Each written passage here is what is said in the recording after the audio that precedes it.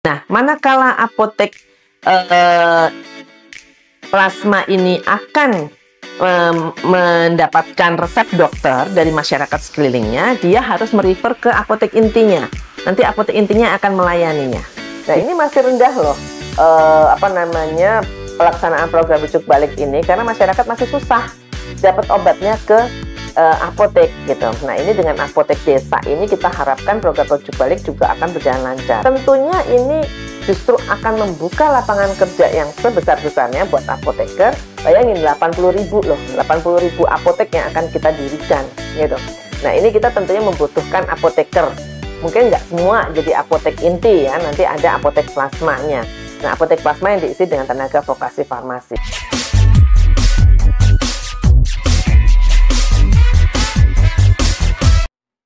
Hai Healthies, bertemu lagi dengan saya Audy Ramantio di Kemenkes Kementerian Kesehatan Podcast. Hari ini kita akan membahas salah satu program terbaru dari Kementerian Kesehatan, yaitu adalah Koperasi Merah Putih, di mana di situ ada apotek desa. Dan bersama saya sudah bersama dengan narasumber kita, yaitu dengan Direktur Jenderal Farmasi dan Alat Kesehatan, Dr.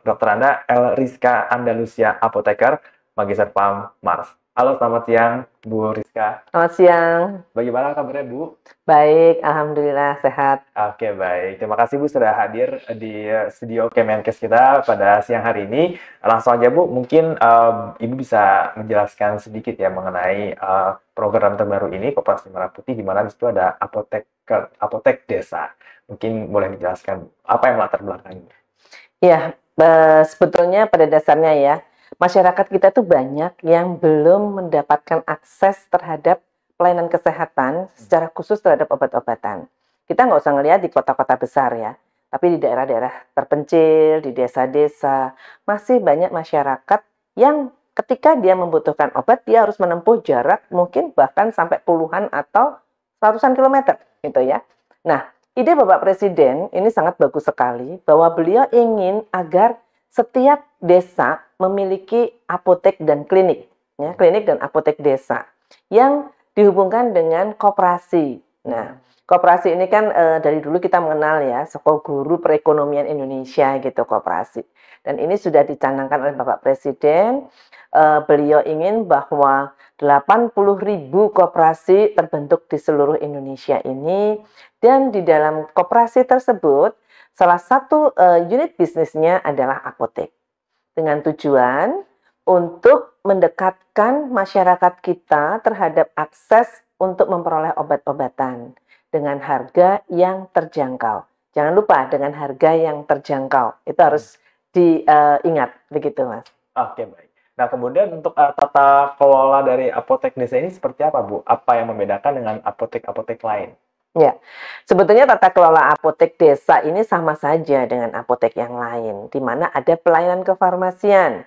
Pelayanan kefarmasian itu terdiri dari pemberian obat, ya, pemberian obat kepada masyarakat atau pasien. Kalau dia masyarakat, kalau dia membutuhkan vitamin, suplemen kesehatan atau alat kesehatan sederhana. Tapi manakala dia mendapatkan resep dari dokter, ya itu kepada pasien gitu ya. Nah, intinya dalam pelayanan kefarmasian itu yang melakukan tugasnya adalah tenaga kefarmasian. Ya. Di dalam apotek desa ini pun juga sama nanti.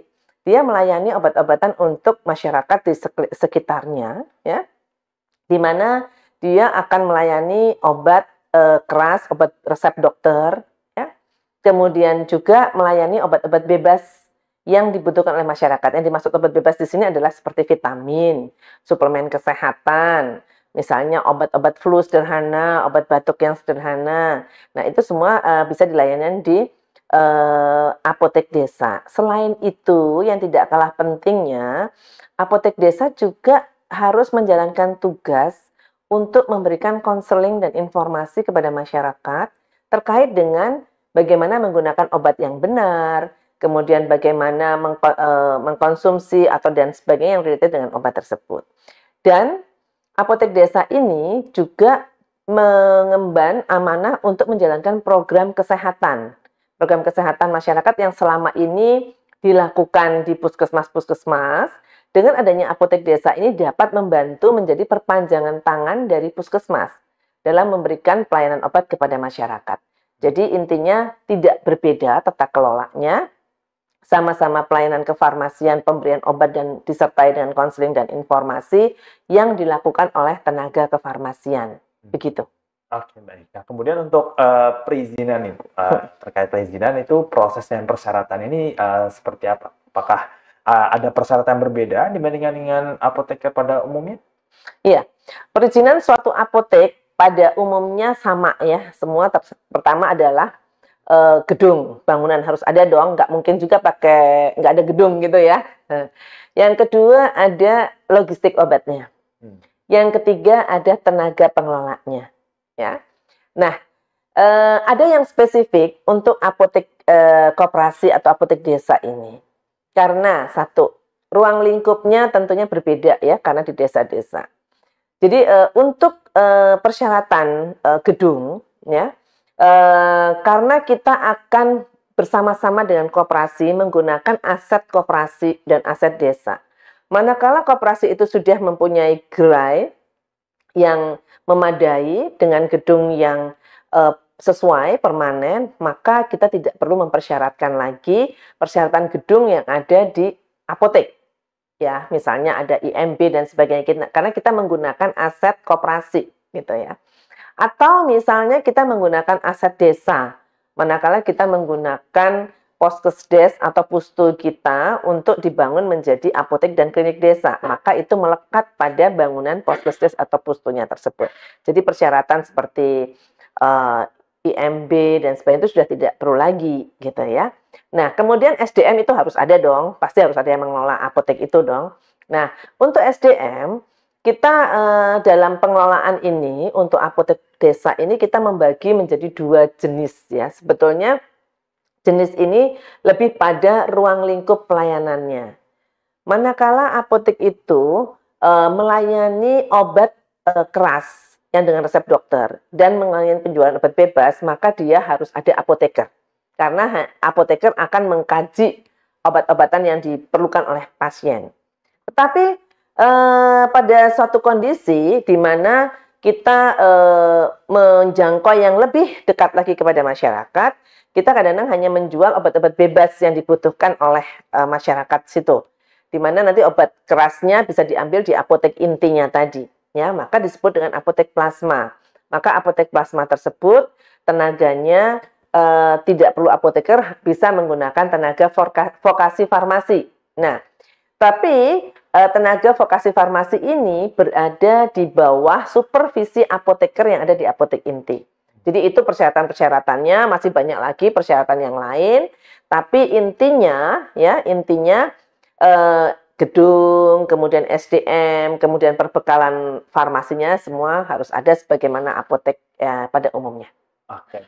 Tadi Ibu udah sempat mengenai apotek inti dan juga apotek plasma. Nah, mungkin bisa dijelaskan lebih detail lagi ya mengenai apa itu apotek inti, apotek plasma, dan kemudian bagaimana struktur operasional keduanya.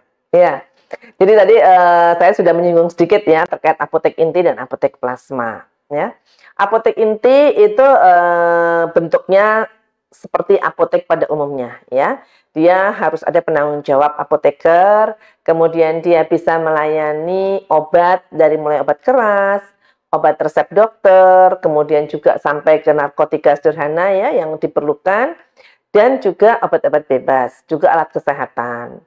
Nah, apotek inti tadi bisa membuka satelitnya yang kita sebut sebagai apotek plasma. Yang tadi saya katakan untuk lebih mendekatkan pelayanan kepada masyarakat. Tetapi apotek plasma tersebut tidak boleh menjual obat keras, obat resep dokter, ya. Dia hanya bisa menjual obat bebas dan obat bebas terbatas. Seperti kalau Anda membeli obat-obat bebas terbatas, misalnya di supermarket, itu kan ada obat bebas terbatas. Nah, ini apotek plasma bisa menjual obat bebas terbatas dan alat kesehatan sederhana, gitu ya. Nah, manakala apotek plasma ini akan mendapatkan resep dokter dari masyarakat sekelilingnya, dia harus merefer ke apotek intinya. Nanti apotek intinya akan melayaninya. Jadi di refer ke atas, ya. yang akan direview oleh apoteker yang ada di apotek intinya tadi.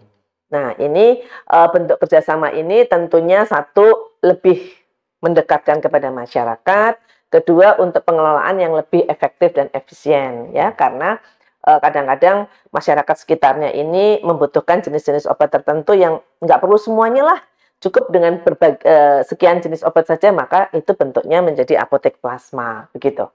Oke, baik. Nah, kemudian untuk memastikan nih bahwa pelayanan kefarmasian yang komprehensif nih tetap diakses oleh masyarakat di apotek plasma tentunya, itu bagaimana untuk tenaga vokasi farmasi nanti?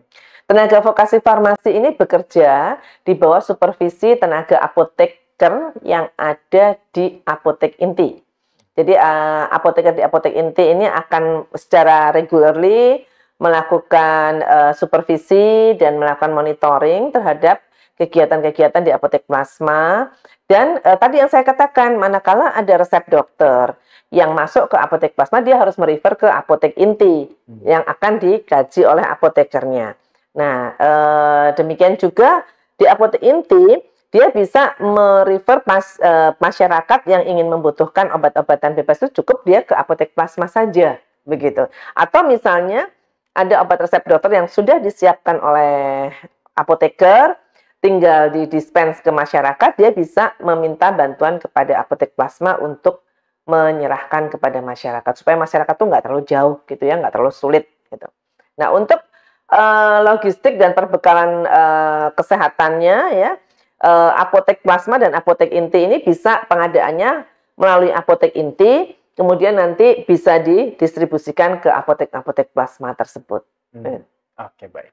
Nah, untuk apotek plasma sendiri ini kan mungkin lokasinya ada di daerah yang agak lebih ke dalam ya. Iya. Nah, untuk pengadaan dan juga distribusi obat, logistik ini bagaimana Bu strateginya supaya terhindar dari resiko-resiko seperti pemalsuan ataupun Iya, betul. Oleh karena itu, obat-obatan dan perbekalan kesehatan lain yang akan dijual di apotek plasma harus diambil dari sumber PBF yang resmi, sumber pedagang besar farmasi yang resmi. Sumber pedagang besar farmasi yang resmi tadi dilakukan ordernya oleh apotek inti. Nah, apotek inti kan ada apotekernya tuh. Dia yang mempunyai kewenangan untuk melakukan ordering obat-obatan dan nanti akan mendistribusikan kepada apotek-apotek plasmanya tersebut. Jadi intinya tetap obat yang didistribusikan harus memiliki izin edar dan harus berasal dari sumber pedagang besar farmasi yang resmi. Oke, baik. Kemudian untuk mekanisme kerjasama apotek desa nih dengan BPJS misalkan ya, BPJS Kesehatan atau program rujuk balik ini dalam menjamin ketersediaan obat bagi pasien di desa itu seperti apa? Ya, ini kan masih banyak keluhan ya dari masyarakat di mana mereka susah mendapatkan akses untuk obat-obat program rujuk balik pasien dari program BPJS. Jadi program rujuk balik itu pengobatan yang diberikan kepada pasien dengan kondisi penyakit kronis, manakala dia sudah stabil, maka dia dirujuk balik ke vaskes yang lebih rendah, yaitu puskesmas misalnya.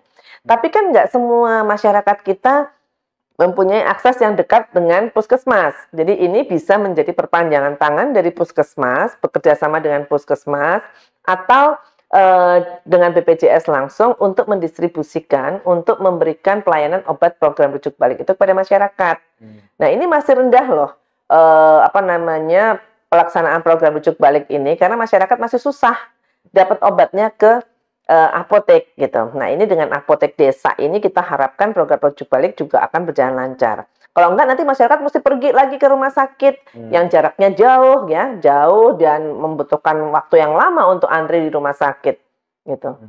Oke, baik. Nah, kemudian kalau untuk pemerataan akses pelayanan kefarmasian nih, Bu Rizkyani, bagaimana upaya Kemenkes supaya memastikan bahwa program ini berjalan dengan baik dan semua masyarakat bisa dapat manfaat? Ya, ini kita sebagai koordinator ya, kita mengkoordinir seluruh pendistribusian perbekalan kesehatan ya, khususnya obat dan alat kesehatan ini di apotek-apotek. Nah, untuk pendirian apoteknya ini memang dilakukan secara bertahap ya. Kita mengkoordinir bekerja sama dengan pemerintah daerah setempat dan kementerian lembaga lain agar supaya proses atau program pendirian apotek desa ini dapat berjalan dengan cepat ya. Mulai dari penyediaan tenaganya, kita bekerja sama dengan perguruan tinggi, kemudian kita penyediaan obat-obatan dan logistiknya, kita bekerja sama dengan asosiasi pengusaha farmasi, asosiasi pengusaha apotek, ya, agar supaya sama-sama mensukseskan program yang dicanangkan oleh Bapak Presiden, begitu. Oke. Nah ini kan kalau dalam Kepmenkes nomor HK01-Menkes-737-2025 ini kan dicantumkan ya, kalau apotek inti dan plasma memperbolehkan satu apoteker penanggung jawab atau APJ membawahi hingga 5 apotek plasma yang hanya diisi tenaga teknis kefarmasian. Nah hal ini kan menimbulkan kekhawatiran terkait lapangan kerjanya nih Bu ya. Nah ini bagaimana nih untuk para pekerja apoteker serta mutu pelayanannya yang diberikan ke masyarakat? Ya, mungkin Ibu bisa memberikan tanggapan. Iya, ini justru kita ingin memperbanyak ya lapangan kerja buat apoteker-apoteker. Karena jujur, saya masih banyak mendapatkan keluhan susah membuka apotek di daerah-daerah, ya, terutama di daerah-daerah terpencil ya, karena tidak ada apotekernya. Susah mendapatkan tenaga apotekernya. Nah, dengan pendirian apotek desa ini, makanya tadi saya bilang ya, kita kerjasama dengan perguruan tinggi farmasi agar supaya lulusan-lulusannya nanti bisa mau bekerja di apotek desa tadi, terutama putra daerah nih ya. Kemarin yang contohnya di yang apotek Bentangan yang di launching oleh Bapak Presiden, apotekernya putra daerah, penduduk setempat gitu ya. Nah, tentunya ini justru akan membuka lapangan kerja yang sebesar-besarnya buat apoteker. Bayangin 80.000 loh, 80.000 apotek yang akan kita dirikan gitu. Nah ini kita tentunya membutuhkan apoteker. Mungkin nggak semua jadi apotek inti ya, nanti ada apotek plasmanya. Nah apotek plasma yang diisi dengan tenaga vokasi farmasi. Oleh karena itu saya mengharapkan rekan-rekan apoteker ini bisa berpartisipasi bersama-sama untuk membangun apotek koperasi ini. Bahkan mungkin kalau apotekernya mempunyai entrepreneurship yang bagus, dia akan bekerja sama dengan koperasi sebagai pemiliknya. Nah, itu dimungkinkan saja gitu kan, apoteker-apoteker ini. Dan tentunya kita akan mensupport terus dari pemerintah ya, karena tujuannya, jangan lupa, tujuan Bapak Presiden adalah satu, meningkatkan akses masyarakat terhadap obat-obatan, dan kedua, menyediakan obat murah itu ya, dalam tanda kutip ya, affordable, bisa diterjangkau oleh masyarakat. Jadi ini akan membuka lapangan kerja yang banyak buat teman-teman apoteker untuk berpartisipasi di dalam penyelenggaraan apotek koperasi ini. Oke, baik. Satu pertanyaan sebelum masuk ke pesan inti kepada masyarakat. Sejauh ini sampai hari ini bagaimana progres dari program apotek desa ini, Bu? Sudah sejauh ini? Di awal ini ya, sebagai mock up kita membuat 108 apotek desa ya, yang nanti diharapkan terus bertambah. Harapannya pada tanggal 28 Oktober nanti akan 80.000 koperasi ini semua akan sudah mempunyai apotek desa. Mau itu bentuknya apotek inti, mau itu bentuknya apotek plasma. Tapi di koperasi, ini koperasinya udah terbentuk nih Mas. Udah selesai nih, 80.000 udah punya izin usaha koperasinya gitu. Tinggal nanti unit usahanya salah satu diantaranya adalah apotek tadi, bisa juga terbentuk di semua apotek koperasi. Harapannya 28 Oktober nanti semua udah terbentuk gitu ya. Nah, kemarin kita sudah melakukan mock up 108 apotek, dan alhamdulillah perjalanannya progresnya cukup bagus ya. Nanti kita akan meningkat lagi. Jadi terbuka kesempatan yang luas untuk bekerja sama dengan koperasi dalam membentuk apotek desa ini. Oke. Kemudian dari Bu Rizka sendiri ya, sebagai dari pembincangan kita, apakah ada nih pesan-pesan atau himbauan kepada masyarakat ya terkait, dan juga seluruh apoteker tentunya, terkait program apotek desa ini agar bisa berjalan dengan baik? Ya, tentunya kita kan harus bekerja sama ya, semua stakeholder. Pemerintah nggak bisa bekerja sendiri, harus bersama-sama dengan masyarakat. Masyarakat itu baik pelaku usaha, ya profesional, ya tenaga-tenaga profesi, maupun juga masyarakat umumnya. Nah, saya menghimbau kepada semua stakeholder ini untuk sama-sama mensukseskan pendirian apotek desa ini ya, untuk teman-teman apoteker untuk dapat bergabung dengan pendirian apotek desa ini, apakah menjadi pemiliknya bekerja sama dengan koperasi atau sebagai pengelola, adik-adik apoteker yang baru lulus juga bagaimana bisa tertampung nanti di apotek desa ini, dan kepada pelaku usaha, kepada industri farmasi, industri alat kesehatan, untuk juga berpartisipasi dalam mensuplai obat-obatannya dengan harga yang affordable sesuai dengan yang dibutuhkan masyarakat, dengan mutu yang baik, ya, kemudian dengan kualitas khasiat dan keamanan yang baik, dan juga tadi harga terjangkau untuk masyarakat desa seluruh Indonesia, karena masih banyak masyarakat kita yang belum mempunyai kesempatan mengakses terhadap obat-obatan yang bermutu dan berkhasiat dan aman. Oke, baik. Baik, itu dia tadi ya, Heltis ya, terkait pesan-pesan dari Ibu Rizka ya. Semoga memang program ini bisa berjalan dengan baik dan pihak pemerintah bisa berkolaborasi dengan semua pihak ya. Jadi memang pemerintah nggak bekerja sendiri, tapi juga bisa bersama dengan organisasi masyarakat dan juga masyarakat itu sendiri, para apoteker juga ya. Kalau ini didukung, insya Allah bisa jalan ya Bu ya. Bisa mendapatkan manfaat yang masyarakatnya. Baik, terima kasih Bu Rizka sudah hadir dan memberikan paparan ya mengenai program apotek desa nih di Koperasi Merah Putih nih. Semoga bisa berjalan dengan lancar dan selamat beraktivitas kembali ya Bu Rizka. Terima kasih. Baik, Heltis, itu dia episode Kemenkes kita pada kali ini. Semoga informasinya dapat membantu Heltis semuanya, dan jangan lupa untuk subscribe channel YouTube dari Kementerian Kesehatan Kemenkes_RI dan juga Instagramnya, dan jangan lupa untuk mengakses kemkes.go.id untuk mendapatkan informasi seputar program-program Kementerian Kesehatan juga informasi kesehatan. Akhir kata, saya Darmantio pamit undur diri dan saya ucapkan salam sehat.